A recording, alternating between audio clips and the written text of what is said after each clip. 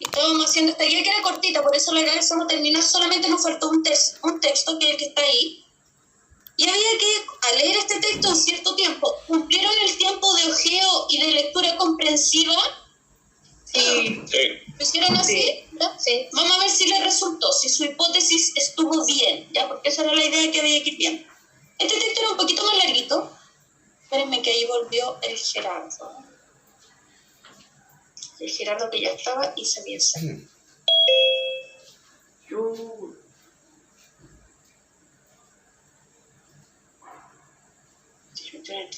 Ahí sí. Ya. Entonces, como yo les decía, había que leer este texto, había que hacer un ojeo, que eso fue lo que vimos en nuestra primera guía de comprensión de lectura. Esto corresponde al material 6, y después había que hacer una lectura comprensiva.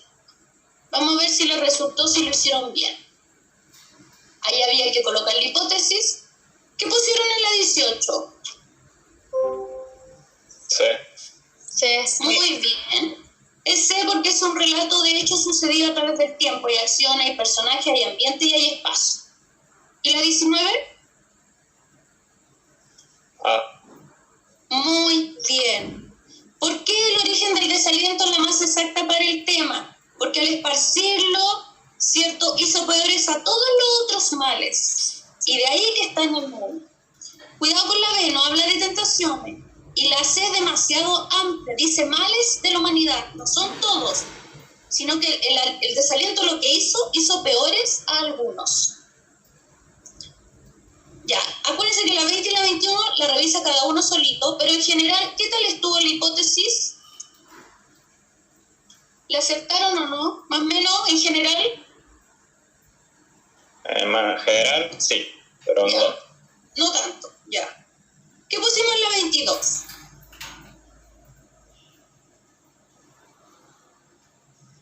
Sí. Yo puse la A.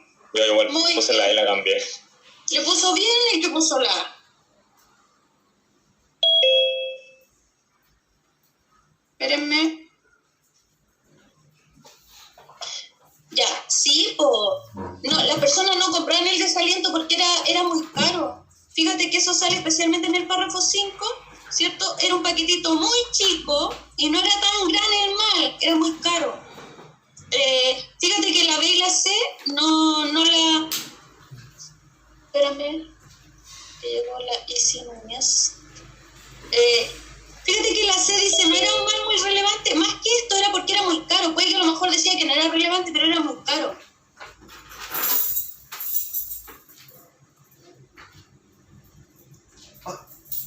¿Ya? Y el otro era un polvito blanco, no es la razón, porque al decir por qué me está preguntando la causa de por qué no lo compraban, ¿ya? 23. Sí.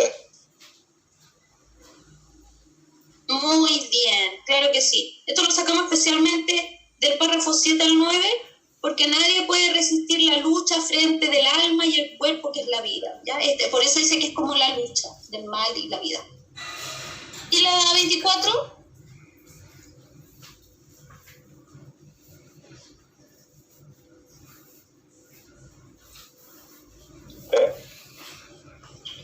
Muy bien, porque dice hacerse mal entre los cristianos. Ahí está hablando de los demás, ¿ya? Estas eran solamente 5. ¿Quién tuvo las 5 buenas?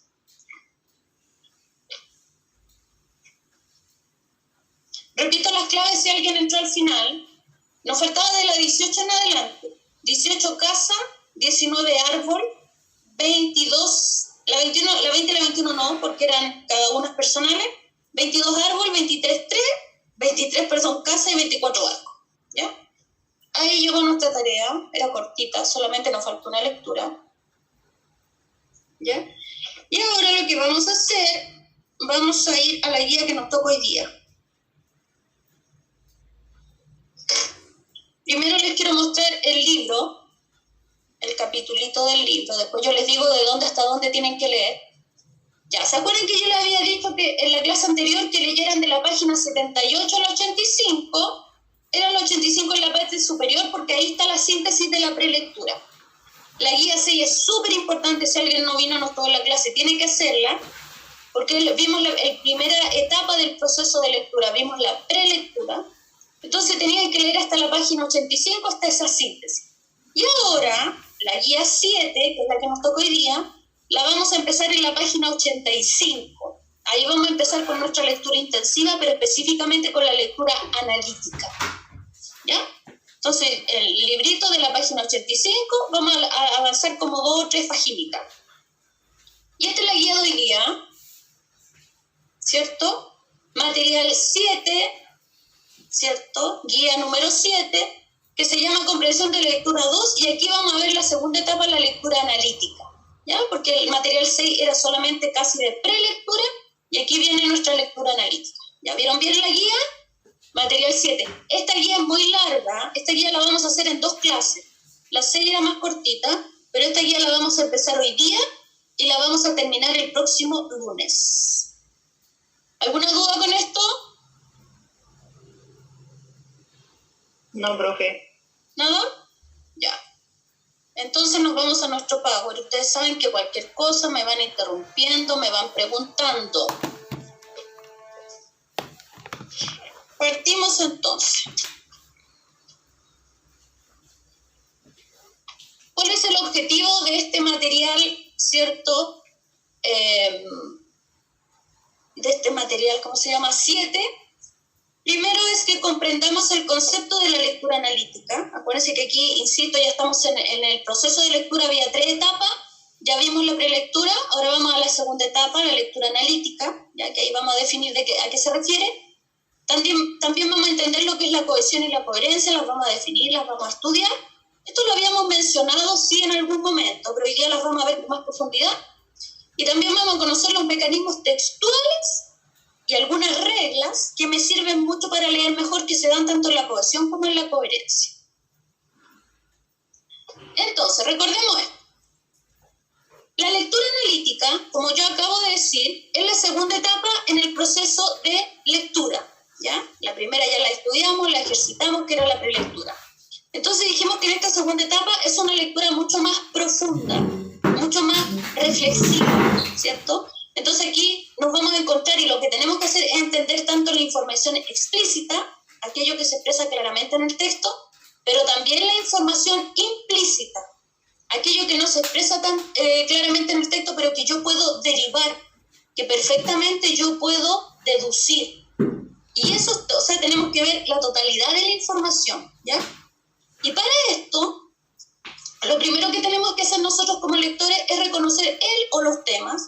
Es súper común que los textos tengan un solo tema, pero eso no quita que puedan haber textos que tengan 2 temas, ¿ya? Eso tenemos que hacer, reconocer eso. Acuérdense que esto lo reconocíamos como el sujeto y el predicado. El sujeto de un texto es el tema, y el predicado, ¿cierto?, es la idea más importante que se dice de ese tema. Y siempre el predicado es el que más aporta información, me va dando a conocer todas las ideas, toda la información con respecto a mi tema. Entender las relaciones que se dan entre los enunciados. Primero entender la relación entre las palabras, ¿cierto?, que se van conectando unas con otras, de las oraciones y finalmente de los párrafos. Acuérdense que incluso a veces vienen preguntas de párrafo. ¿Cuál es la relación del párrafo? Entonces, la relación de todos los elementos que conforman el texto. Y también es ver cómo va, ¿cierto?, progresando la información textual. Y esto es muy referido a lo que yo les decía, el sujeto y el predicado. Cuando yo ya encontré el tema, cuando yo encontré mi sujeto, me van a dar mucha información con respecto a mi tema o a mi sujeto. Y eso es lo que va haciendo el predicado, ¿ya? ¿Se acuerdan que dijimos que el predicado es la idea principal que se dice, lo más importante que se dice, ¿cierto?, del tema? Pero obviamente que también el predicado trae información que no es tan importante a lo mejor, que son las ideas secundarias. Entonces el predicado va dando progresión en la información y me va dando todo lo que yo debo saber con respecto a mi tema. Ahora, para poder lograr esto, primero tenemos que tener bien claro los 2 elementos que le dan unidad de forma, el aspecto formal, y unidad de sentido, el contenido, ¿ya? Tanto el aspecto formal como el aspecto más semántico, más de contenido. Y esos 2 son los elementos que nosotros en algún momento mencionamos, pero ahora los vamos a estudiar. La primera es la cohesión. La cohesión, ¿cierto?, es la propiedad gramatical del texto, aquella que les decía yo que me ayudaba a combinar, a enlazar las palabras dentro del texto. Por eso se dice que es un aspecto formal, ¿ya? Y ahí vamos a tener recursos lingüísticos, gramaticales. ¿Se acuerdan que nosotros ya vimos los conectores? Y dijimos que los conectores son uno de los mecanismos de cohesión más importantes, ¿ya? Y el otro elemento claramente es la coherencia, y la coherencia es la propiedad semántica del texto. Acuérdense que la semántica tiene que ver con el significado de las palabras, ¿ya? Entonces, la coherencia es súper importante porque uno se va dando cuenta en el contenido, en el fondo del texto, cómo se van relacionando, vinculando las ideas, ¿ya? Y siempre se dice que un texto coherente tiene que tener una idea, un tema, y que todas las ideas giren en torno a ese tema. Ahora, ¿por qué la coherencia se rige por los tres principios que están ahí? ¿Cierto? La coherencia, ¿cierto?, indica que tiene que tener una relación temática, o sea, se refiere al tema, que tienen que todas las ideas relacionarse con dicho tema. La pertinencia significa correspondencia. Tienen que corresponder, ¿cierto?, las ideas con respecto al texto que se está tratando y a la intención que tiene el texto, y también no tienen que contradecirse. O sea, tienen que ser compatibles entre ellas, no tienen que ser contradictorias. A continuación, lo que vamos a ver son los mecanismos textuales que se dan tanto en la coherencia como en la cohesión. Y según eso vamos a tratar de trabajar los textos de ahí con respecto a esta lectura analítica. Y aquí vienen las reglas de textualización. Textualización significa conforme al texto, propio del texto. Entonces son reglas propias del texto. Aquí van a salir nombres medio raríficos, ¿ya? Pero ya hemos visto en otras guías de gramática que los nombres son raros porque uno no los conoce nomás, son nombres técnicos. Pero muchas de estas reglas nosotros las usamos en el diario vivir, cuando hablamos, cuando escribimos, solo que no sabemos cómo se llaman, ¿ya? A eso me refiero. Entonces son palabras técnicas nomás, no hay que aprenderse los nombres de memoria, por supuesto que no, pero sí lo que más me interesa es que entiendan, solamente que entiendan a qué se refiere la materia, ¿ya? Espérenme que estoy anotando. Para quien se viene sumando, estamos en el material 7, comprensión de lectura 2 romanos, pasando la materia, ¿ya? Entonces, estas reglas de textualización son propias del texto y corresponden a la cohesión y a la coherencia, o sea, el aspecto gramatical y el aspecto semántico, ¿ya? Y ahí están las tres reglas que se dan, las reglas de recurrencia y las reglas de conexión que se dan en la cohesión, y las reglas de progresión se dan en la coherencia.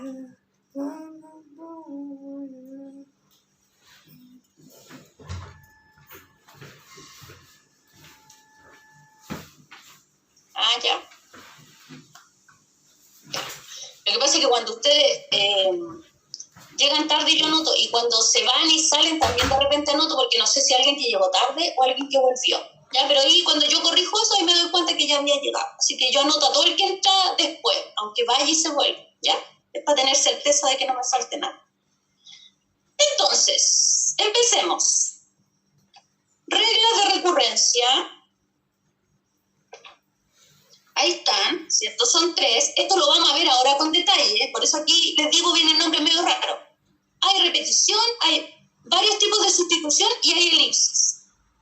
Las reglas de conexión nosotros ya las manejamos súper bien porque son los conectores. Por eso yo les dije que uno de los mecanismos de cohesión más importantes son los conectores. Ahí tenemos las conjunciones, las preposiciones que ya las estudiamos con detalle. Los relativos, acuérdense que podían ser pronombres relativos o adverbios relativos, y los adverbios. ¿Y por qué aquí colocamos también las locuciones? Acuérdense que locución es sinónimo de frase, ¿ya? Entonces colocamos las frases porque hay frases adverbiales, hay frases prepositivas. Cuando está formado por más de una palabrita se llama frase adverbial, frase prepositiva, etc. Estas dos las vamos a ver hoy día. Las reglas de recurrencia y las reglas de conexión las vamos a alcanzar a ver hoy día. Pero las reglas de progresión, donde hay palabritas a lo mejor un poquito más raras, ahí están los 4, tema continuo, hipertema, tema encadenado y tema disociado, eso lo vamos a dejar para el lunes. Entonces hoy día vamos a tratar de ver todo lo que tiene referencia con la cohesión.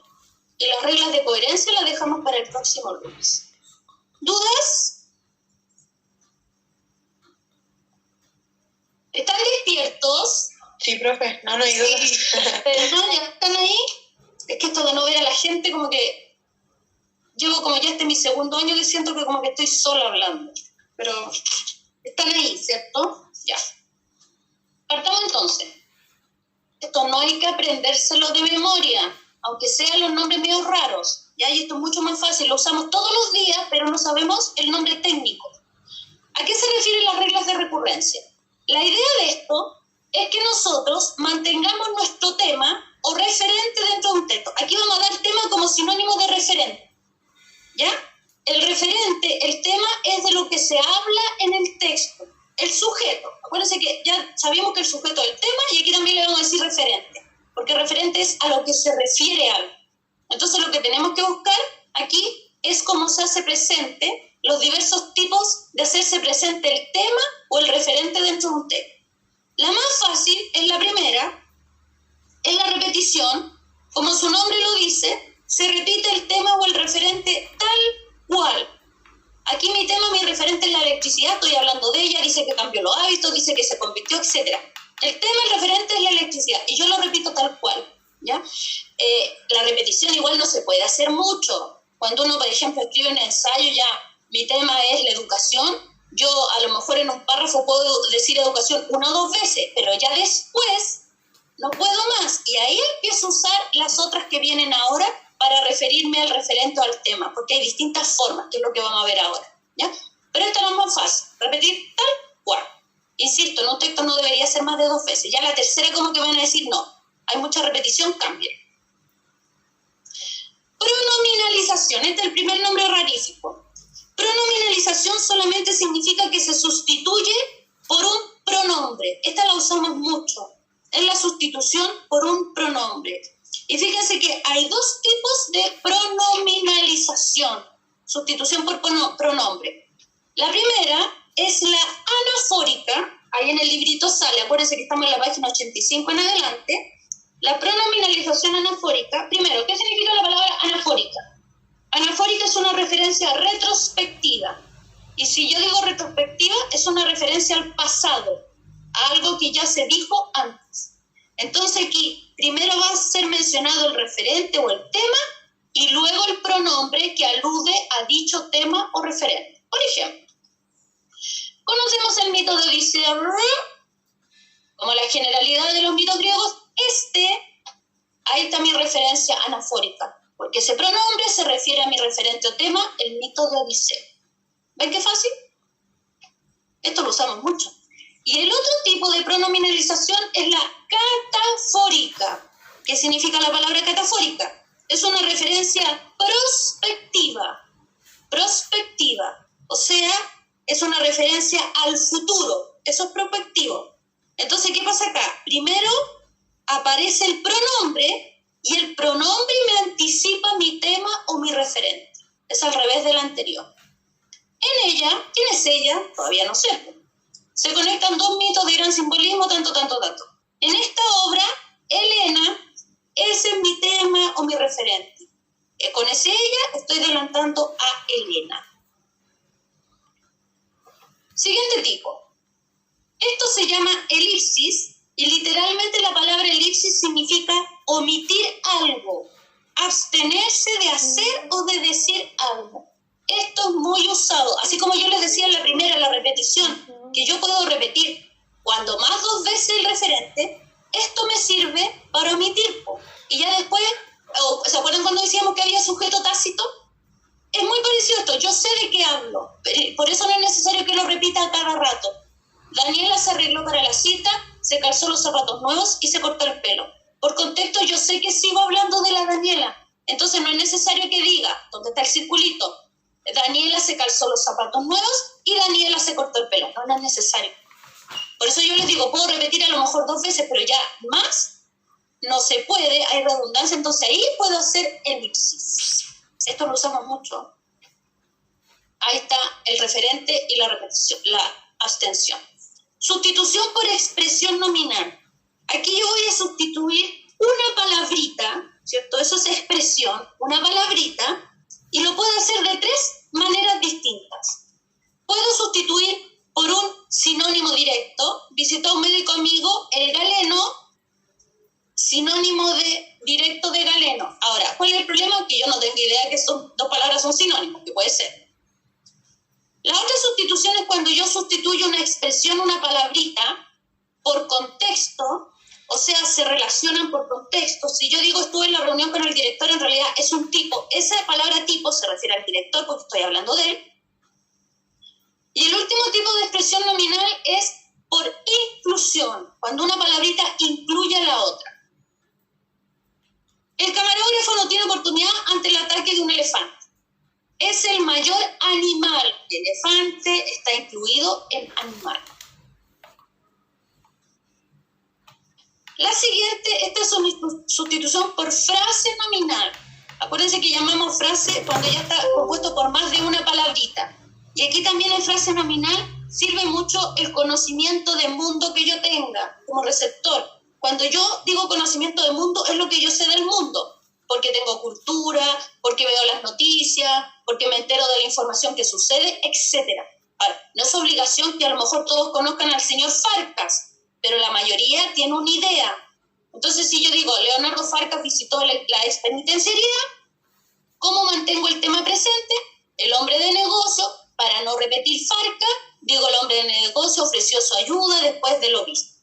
¿Captan? Y ahí mantengo el tema, el referente, sustituyendo por esta frase. Y la última se llama sustitución metafórica. Aquí también voy a reemplazar por una metáfora. Ustedes saben que la metáfora es una figura literaria, ¿ya? Entonces, al decir metafórica, yo voy a sustituir, ya sea, metafórica es una expresión más poética, es por un lenguaje figurado, por un lenguaje indirecto, como quieran llamarlo, pero no es una sustitución literal, ¿ya? Directa. Si yo digo, el rinoceronte atacó al periodista aunque falló en su intento, todos comentarían, ¿cierto?, de manera exagerada, que el tanque con cuernos, ya, ese tanque con cuernos, ¿cuál se refiere? Al, obviamente, espérenme que digo algo, se refiere obviamente al rinoceronte, ¿cierto? Pero ahí obviamente se refiere al rinoceronte y ahí obviamente lo digo de manera más metafórica, ¿ya? ¿Dudas? No, profe. Ya. Alguien, espérese, que alguien me pregunta por el chat que explique de nuevo la E. Esa era, ¿cierto? Ya. ¿Por qué se llama sustitución por frase? Para que no la confundan con la anterior era por expresión, porque es una sola palabra. En cambio aquí, la sustitución, el hombre de negocios está sustituyendo a Farcas y es una frase porque tiene más de una palabra. Pero aquí yo mantengo mi referente. Eso necesitamos. Leonardo Farcas visitó la ex penitenciaría. ¿Ya? El hombre de negocios, esa frase, ¿cierto?, está sustituyendo a Farcas. Entonces ahí yo estoy manteniendo mi referente. Ofreció su ayuda después de lo visto. Si yo sacara el hombre de negocio y solo digo ofreció su ayuda, ahí habría elipsis. Porque el contexto me dice que yo sigo hablando, el Leonardo Farcas es el que ayuda a la gente. ¿Capta? En cambio, en vez de no colocar nada, coloco el hombre de negocio. Podría haber sido el hombre millonario. Cualquier característica que le demos a Farcas se va a transformar en una frase nominal, en este caso, que está reemplazando o sustituyendo a ese tema. Ahí sí. Ya. ¿Alguna otra duda acá? ¿No es cierto? Ya, entonces ahora nos vamos a practicar. Esto es muy fácil. Lo tienen que leer con atención. Me voy a ir a la guía, ¿ya? No les doy el número de la guía porque, como les digo, yo sé que tienen cuadernillos, pero esta es la tercera hoja de esa guía. Material 7 en la tercera hojita. Vamos a leer un texto. Son textos súper cortitos todos. Vamos a ir leyendo los textos y después, ¿cierto?, vamos a contestar cuál es el referente que hace alusión la frase o la palabra subrayada. En cada uno de estos textos hay una palabra o una frase subrayada, no subrayada, perdón, con negrita, destacada. Entonces ustedes tienen que ver a qué referente o tema alude esa expresión destacada. Ya tienen que leerlo atentamente para que se den cuenta. ¿A qué se refiere murió aquel? ¿Cuál es el referente? ¿De quién están hablando? ¿Cuál es el sujeto? Y después van a contestar la número 1. Atentamente, empezamos ahora ya. Ahí no hay ninguna palabra difícil.